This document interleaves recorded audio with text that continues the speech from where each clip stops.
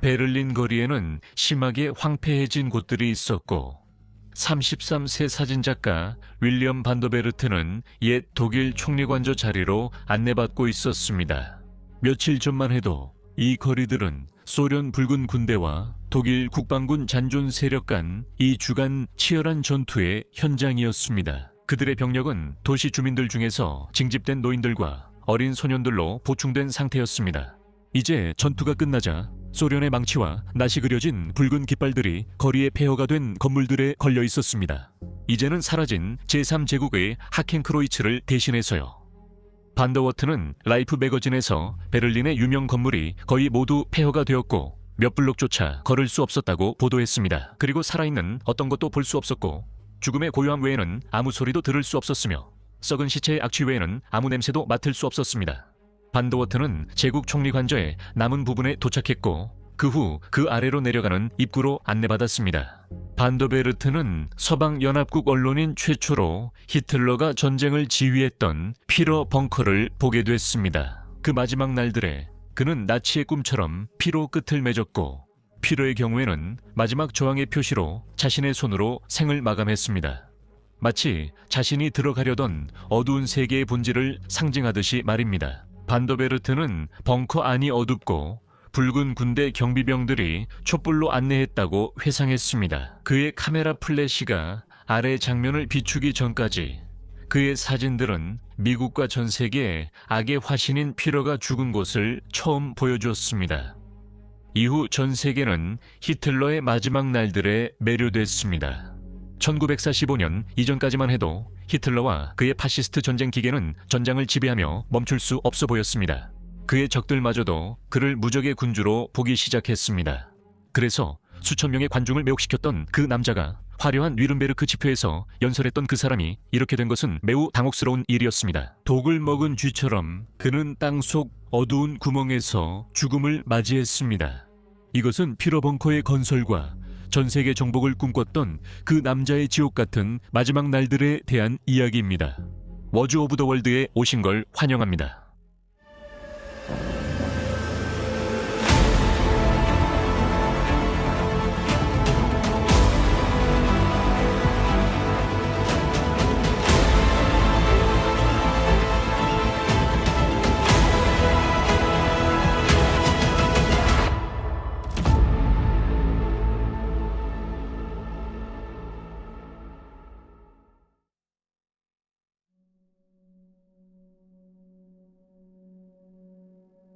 제2차 세계대전 이후 역사가를 사로잡은 그 벙커의 기원은 히틀러가 권력을 잡은 직후인 1933년 1월 30일로 거슬러 올라갑니다.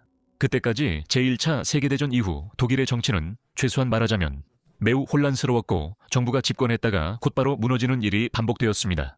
동시에 많은 환멸과 분노에 찬 독일인들이 봉기에 참여했는데 그중 가장 유명한 것은 물론 1923년 11월 9일 밤에서 10일 새벽에 뮌헨에서 일어난 이른바 맥주홀 폭동이었습니다. 이 폭동은 아돌프 히틀러와 그의 추종자들에 의해 주도되었습니다.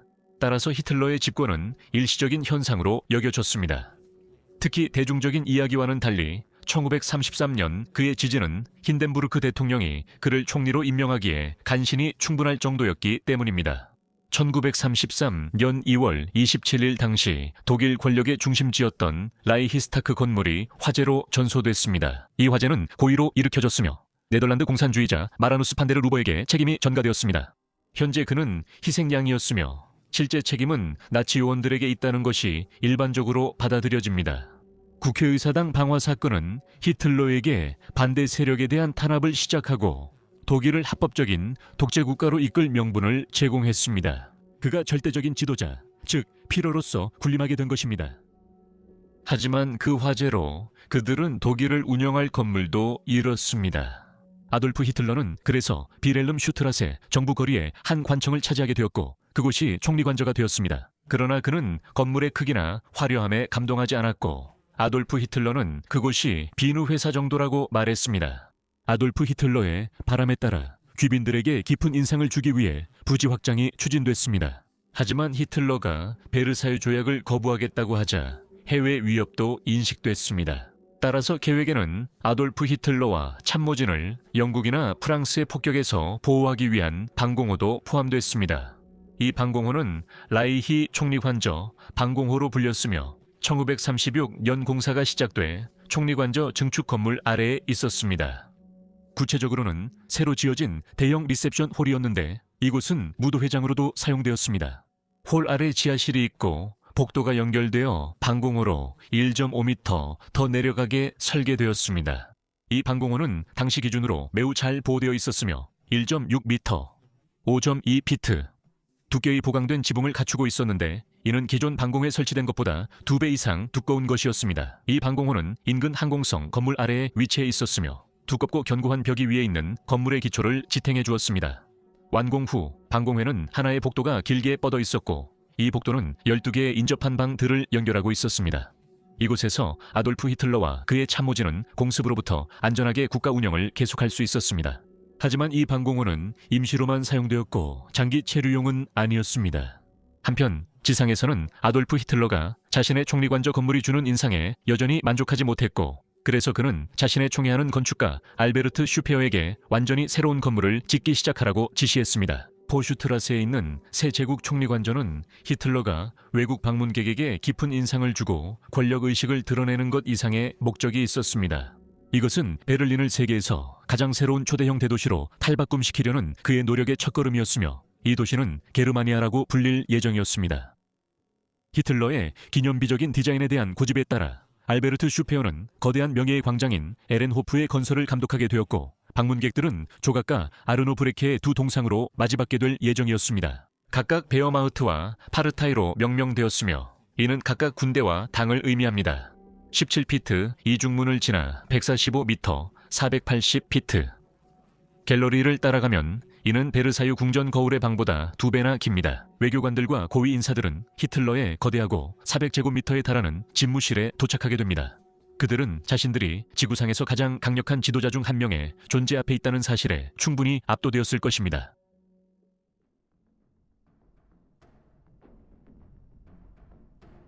베르사유 조약의 족쇄를 벗어던지고 거의 군사적 저항 없이 팽창을 시작한 나치당은 1939년으로 접어들면서 자신들이 거의 무적이라고 느꼈습니다.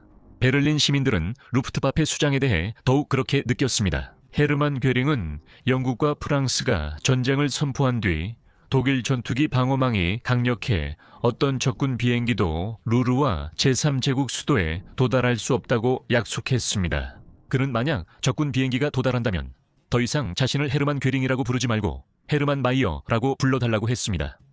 이 이름은 일종의 모욕으로 여겨졌습니다. 1940년 6월 7일 프랑스가 붕괴 직전일 때 프랑스 해군의 파르망 NC 223 보조 폭격기 한 대가 쥘 베른이라는 별칭으로 베를린까지 비행해 지멘스 공장에 551파운드 폭탄 8발을 투하했습니다. 더 놀라운 점은 임무가 거의 저항 없이 수행됐고 괴링이 약속대로 이름을 바꾸지 않았다는 것입니다. 독일 지도부는 이 임무가 프랑스의 전쟁 노력에 있어 실질적인 결정이라기보다는 상징적인 의미가 더 크다는 것을 알고 있었습니다. 하지만 이 작전은 제국의 수도가 취약하다는 사실을 드러냈습니다. 베를린 시민들에 대해서는 당국이 그들이 들은 폭발음이 산업사고로 인한 것이라고 설득할 수 있었습니다. 하지만 1940년 8월 25일 영국 왕립공군의 방문은 숨길 수 없는 일이었습니다. 그날 밤 RAF의 베를린 공습은 루프트바페의 런던 오폭에 대한 보복이었습니다. 영국 정부는 이를 독일이 민간인에게 공포를 조성해 항복을 요구하려는 의도로 영국 본토 항공전의 격화로 해석했습니다. 그래서 영국 총리 윈스턴 처칠은 보복 압박을 받았습니다. 초기 베를린 폭격 작전은 영국 공군에 많은 문제를 안겼고 결과도 엇갈렸습니다. 이로 인해 독일 지도부는 고위 인사들이 베를린에서 영국 폭탄으로 목숨을 잃을 수 있음을 경계하게 됐습니다. 어쩌면 총통 자신까지도 포함될 수 있었는데 나치 사회가 히틀러를 중심으로 존재하도록 설계된 점을 감안하면 이는 독일인들의 사기에 심각한 영향을 미칠 수 있는 일이었습니다. 하지만 요제프 괴벨스의 선전으로 인해 대중들은 히틀러가 수도에서 전쟁을 이끌고 있다고 믿고 있었죠. 1940년부터 히틀러는 베를린에 머무는 시간이 점점 줄었고 처음엔 프랑스와 에펠탑 등 정복지를 시찰하기 위해서였습니다. 영국과의 전쟁이 교착되자 북아프리카와 그리스를 빼면 상황이 바뀌었습니다. 이탈리아의 무솔리니를 지원하면서도 그는 소련과의 동부 전선 전쟁에 더 집중하고 있었습니다. 그래서 그는 점점 더 많은 시간을 동프로이센의 마주리아 숲, 즉 현재 폴란드에 있는 늑대의 소굴이라는 전시지휘 벙커에서 보냈습니다. 혹은 독일 남동부 베르히테스가덴 인근 휴양지 독수리 둥지에서도 시간을 보냈습니다. 그러나 1943년부터 상황이 변하기 시작한 것이 분명해졌습니다. 북아프리카 전투에서 롬멜의 아프리카 군단이 패배했고 연합군은 이탈리아 본토로 진격 중이었습니다. 동부 전선에서 소련군은 폴란드 국경을 향해 서쪽으로 진격했고 영국에서는 서방 연합군이 점령된 유럽 진입을 준비했습니다. 당시 나치 지도부는 패배를 거의 생각하지 않았지만 전쟁이 더 어려워질 것은 알고 있었습니다. 그리고 늑대 소굴도 곧 점령될 수 있음을 알았습니다. 아돌프 히틀러가 베어마우트 지휘를 베를린으로 옮기는 계획이 세워졌지만 이는 안전을 보장하지 않았습니다. 실제로는 그렇지 않았습니다. 연합군 폭격 작전은 항법과 전투기 호위 문제를 대부분 해결했습니다. 그리고 이제 베를린시는 연합군의 중폭격기에 의해 점점 더 심한 폭격을 받기 시작했습니다. 이러한 공습이 히틀러의 방어를 방해하지 않도록 총리관저 건물 아래의 방공호를 완전한 작전용 벙커로 확장하기로 결정했습니다. 프로 히틀러를 위해 이 결정으로 기존 방공호보다 6.5m 더 깊은 두 번째 복합시설이 건설되었습니다. 그리고 그것만으로도 부족한 듯 이 벙커의 강화된 지붕 두께는 3m, 즉 9피트 10인치에 달했습니다. 추가로 건설된 벙커에는 히틀러와 그의 참모들을 위한 30개의 방이 더 있었고 가능한 한 독립적으로 운영될 수 있도록 설계되었습니다. 의료시설과 급식시설 그리고 히틀러와 참모진을 위한 생활공간도 갖추고 있었습니다.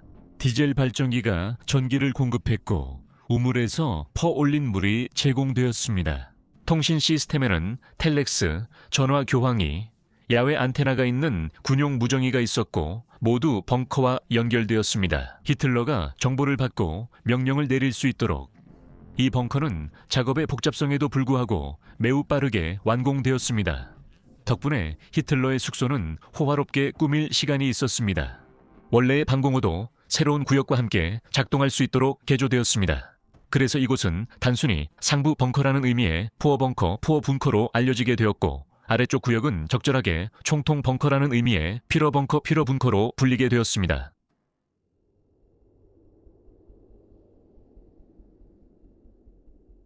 (1944년 10월) 붉은 군대가 동프로이센으로 진격해 볼프스 샨체를 위협했습니다. (1944년 11월) 22일 월요일 아돌프 히틀러는 3년간 800일 넘게 머문 그 벙커를 마지막으로 떠났습니다. 전쟁 중 그가 가장 오래 머문 곳이자 1944년 7월 20일 유명한 암살 시도가 있었던 장소였습니다. 이 히틀러 암살 시도에서 그는 독일군 음모자들이 벙커에 몰래 반입한 폭탄 폭발에서 가까스로 살아남았습니다. 이 시점에서 전쟁은 피러에게 큰 타격을 주었습니다. 한때 수천 명을 매료시키며 아리안 순수성으로 세계 지배를 약속하던 그의 에너지도 사라졌습니다. 거기엔 스트레스로 정신이 악화된 피로만 남았습니다. 의사들이 투여한 여러 약물과 악화되는 파킨슨병의 영향이 겹쳤습니다. 이 시기 에바 브라운은 16년간 헌신한 연인으로서 히틀러가 일에 집중하도록 도왔습니다. 그리고 1945년 1월 히틀러에게 빌어 벙커로 후퇴할 때가 되었다고 설득한 것도 주로 에바 브라운이었습니다. 히틀러와 브라운은 참모진과 가족들과 1945년 1월 16일 벙커에 들어가 거주를 시작했습니다. 많은 이들이 벙커에서 살아나기 힘들다는 걸 알고 있었습니다. 하지만 휘로인 히틀러에게는 고급 가구와 벽을 장식한 아름다운 예술품들로 둘러싸인 벙커가 그의 정신 상태에 아주 다른 영향을 미쳤습니다. 적어도 처음에는 말이죠. 바깥 세상의 공포에서 해방된 히틀러의 마음은 패배의 문턱에서 승리를 거머쥐는 환상을 만들어내기 시작했습니다. 히틀러는 독일 기술의 우월성을 끝까지 믿었습니다. 메서슈미트, 262 전투기, VE 미사일 마오의 초중전차 등이 독일의 운명을 바꿀 것이라 믿었습니다. 이러한 무기들을 지원할 인프라가 연합군 폭격기들의 공습으로 서서히 먼지로 변해가고 있다는 현실에도 불구하고 말입니다. 4월 이 되자 소련군은 베를린 외곽까지 진격했고 서방연합군은 요제프 스탈린이 피로 벙커에서 그의 궁극적인 전리품을 차지하도록 허락했습니다. 히틀러는 이제 도시 방어를 조직하고 있었고 겨우 10대 초반에 들어선 소년들까지 군 복무에 동원하고 있었습니다. 전쟁 관련 정보가 점차 부족해져 최신 상황을 알기 위해서는 히틀러는 브리티시 브로드캐스팅 코퍼레이션 방송 청취에 의존할 수밖에 없었고 이는 일반 독일 시민에게는 불법이었습니다. 히틀러는 1945년 4월 20일 56번째 생일에 마지막으로 벙커 밖에서 목격됐습니다. 그는 수도 방어에 공을 세운 이들에게 훈장을 수여하고 헤르만 괴링 등 고위 나치 인사들과 만났습니다. 꽤나 초라한 축하 행사였으며 그것이 마지막이 될 것이었습니다. 벙커 생활은 신체적으로는 안전했지만 심리적으로는 고문과 같았습니다. 실내의 좁은 공간 때문에 어디든 붐비고 답답하게 느껴졌습니다. 자연광이 전혀 없다는 점이 그 느낌을 더욱 악화시켰습니다. 지하수는 계속 퍼내야 했고 벽 습기도 닦아내야 했습니다. 피러와 A는 비교적 편안했지만 다른 사람들은 벙커 생활이 훨씬 힘들고 검소했습니다. 그리고 이 모든 일은 붉은 군대가 점점 가까워지고 있다는 사실을 모두가 아는 상황에서 일어났습니다. 1945년 4월 소련군이 폴란드와 동독에서 독일 민간인들에게 저지른 일들이 널리 알려졌습니다. 소련 장교들이 병사들의 어두운 욕망을 허락해 점령지에서 살인, 강간, 고문이 만연했습니다. 3년 전 독일군이 소련에서 저지른 일에 대한 복수로 말이죠. 이런 현실에 직면한 벙커 안의 사람들은 두려움과 절망에 사로잡혔고 많은 이들이 잠시라도 두려움을 덜기 위한 방법을 찾기 시작했습니다. 벙커의 대형 와인 저장고가 이런 시도에 도움을 주었고 그곳에선 도피를 위해 도덕성이 희생되는 파티가 자주 열렸습니다. 예를 들어 히틀러가 몹시 싫어했던 개인 비서 마르틴 보르만은 소련군의 강간 집단을 피해 대피소에 숨어있던 여성들과 함께 자신의 상징적인 방탕함에 빠지는 것으로 잘 알려지게 되었습니다. 히틀러는 주치의 터도 모렐 박사가 준 여러 약물 칵테일로 버텼습니다. 그러다 어느 순간 맑은 정신이 돌아온 피러는 자신이 이제 약물 중독자에 불과하다는 사실을 깨달았습니다. 그는 모렐을 불러들여 특유의 분노를 터뜨렸다고 전해집니다. 그 자리에서 그는 당신은 내내 내게 아편을 투여해왔어 라고 선언했습니다. 벙커에서 나가서 나를 혼자 두라고 했습니다. 모렐 박사는 1945년 4월 21일 약을 챙겨 벙커를 떠났습니다. 이로 인해 히틀러가 마지막 날들에 겪었던 건강 악화의 일부가 금단 증상 때문이었다는 추측이 나오기도 했습니다. 하지만 소련군에게 어떤 일을 당할지 모른다는 두려움 때문에 모두가 화학적이거나 성적인 방법으로 도피처를 찾은 것은 아니었습니다. 베를린 시민들 사이에 자살이 확산되며 그 생각은 벙커 안 사람들과 히틀러에게도 퍼졌습니다. 유일한 질문은 언제였는가였습니다. 1945년 4월 29일 이른 새벽, 아돌프 히틀러는 에바 브라운과 결혼했습니다. 그것은 그녀의 충성심에 감사를 표하는 제스처였습니다. 다음 날 아침, 히틀러 부인은 벙커 의료진 친구들과 축하했습니다. 이 기간 동안 히틀러는 SS 군의관 베르너 하저와 대화하는 것이 들렸는데 그는 새 아내와 정확히 같은 시간에 죽고 싶다고 설명했습니다. 그들은 히틀러와 에바가 청산가리 알약을 먹고 서로 총을 쏘기로 계획했습니다. 이는 청산가리 실패를 걱정해서였습니다. 히틀러는 자신이 아끼던 개 블론디에게 캡슐을 시험해 보았습니다. 그 동물이 거의 즉시 죽자 이 일은 피러에게 자신의 죽음에 대한 계획을 확신시켜 주었습니다. 1945년 4월 30일 아침 마지막으로 하늘을 보기 위해 밖으로 나간 후 히틀러 부부는 다시 안으로 들어갔습니다. 그때 붉은 군대의 소리가 울려 퍼지며 오후 2시 30분에 폭격으로 파괴된 총리 관저 건물을 향해 또 한 번의 공격을 시작했습니다. 많은 직원에게 감사를 전하고 탈출을 권한 뒤 아돌프와 에바 히틀러는 개인 방에 들어가 문을 닫았습니다. 그들이 마지막으로 목격된 순간이었습니다. 몇 시간 후 히틀러의 시종 하인츠 링거와 마르틴 보르만이 방에 들어가 그들의 시신을 발견했습니다.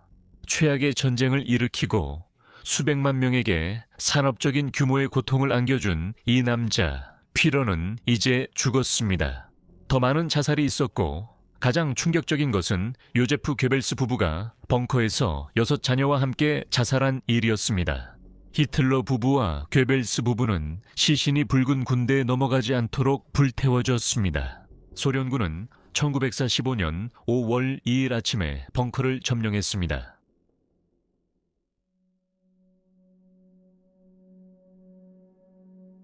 소련 지도자 이오시프 스탈린도 평소 성공을 과시했지만 그 벙커를 보존하려 하지 않았습니다. 그는 히틀러 추종자들의 성지가 될까 우려했습니다. 그래서 벙커는 봉인되고 위의 총리청 건물도 철거됐습니다.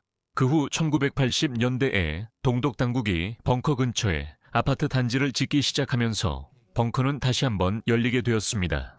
그러나 그 후 벙커의 흔적을 도시에서 완전히 지우기 위해 완전히 파괴되었고 2006년에야 베를린 당국이 현재 히틀러가 자살한 그 자리에 평범한 주차장이 들어서 있다는 사실을 공식적으로 확인했습니다. 이제는 벙커의 크기와 구조를 보여주는 도면이 포함된 비교적 소박한 안내판만이 그 자리에 남아 있습니다. 바로 가까운 곳에는 홀로코스트 기념관이 자리하고 있습니다.